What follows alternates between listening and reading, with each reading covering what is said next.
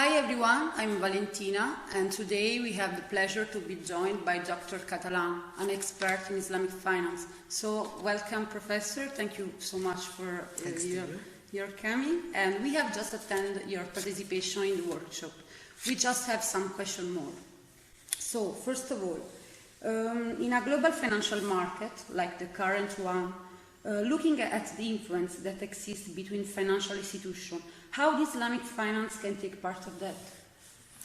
Islamic finance has a fundamental role in the new plural financial system that we are experiencing today, and in this sense its contribution can be assessed both in the light of alternative finance, so it is offering new instruments for all the participants in the financial market, but probably the most important advantage is the moral dimension that an example of ethical finance like Islamic finance can add to the market. So we enter in this sense aspects of social impact finance and social responsible investments that are actually fostered by the Islamic financial system.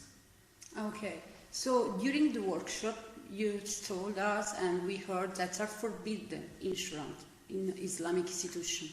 So how they can protect from risk and which kind of systemic risk we can find in this market, this kind of market? Yeah, this is actually an example of this alternativity and this ethical dimension that I just mentioned.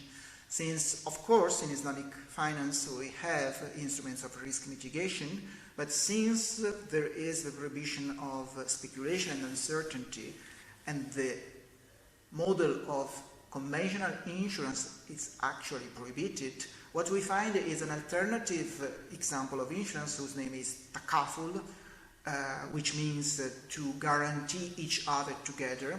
And this represents certainly a communitarian approach to risk mitigation, which has another structure of risk management, and which is growing in the light of mutual assistance among the members of the takaful, which actually goes far away from the industry and the profit-oriented model of conventional insurance. Okay, thank you.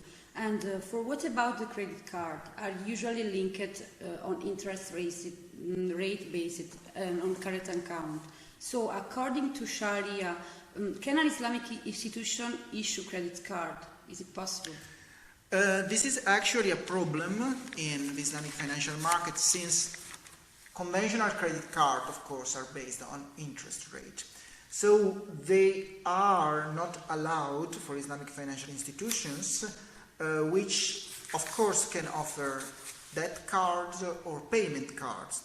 So the alternative, which has been structured, because we have examples of payment card by Islamic financial institution, is to link this card to a certain network of providers accepting this card, for instance. Yes. So accepting even the possibility of a delay in the payment, but with a structure which does not involve interest, and it is linked again, as in the case of a takaful, more on the idea of a mutual participation in a community, in a credit community, instead of simply charging interest on money, which is the model, of course, of conventional credit card.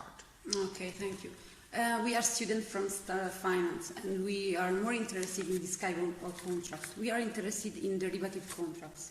So how are managed financial instruments? Is it possible to trade financial derivatives, or should be developed some alternative instruments like derivatives as well? Yeah, this is another, let's say, hot spot in the Islamic financial market, since, of course, conventional derivatives involves aspect of speculation besides elements of risk mitigation. Now, of course, in Islamic finance, risk mitigation is fundamental, but it is the speculative side of derivatives, speaking of futures, options, forwards, contracts, or swaps, which is clearly prohibited. In this sense, we have many alternative products that have been developed, promoting the same risk mitigation function, but without the speculative dimension which belongs to the derivative market, the conventional derivative market. So I would not use the label Islamic derivatives, which has been used in the literature in order to define these alternative instruments, because the logic behind is not the nominal value of derivative contracts, which of course cannot be traded in the Islamic financial market, but we foster instruments of common participation in a structure of risk mitigation, which can be in some ways compared to the takaful that we examined before, and which actually opens new possibilities, speaking of financial diversity in the market, also for conventional operators. Of course, Islamic finance today belongs to the global market, and there is no reason to maintain an artificial separation also with regard to this new form of financial engineering, which is linked to the development of alternative finance through Islamic principles. Okay, thank you so much. Thanks a lot to you. Thank you for coming, and thank you for your attention.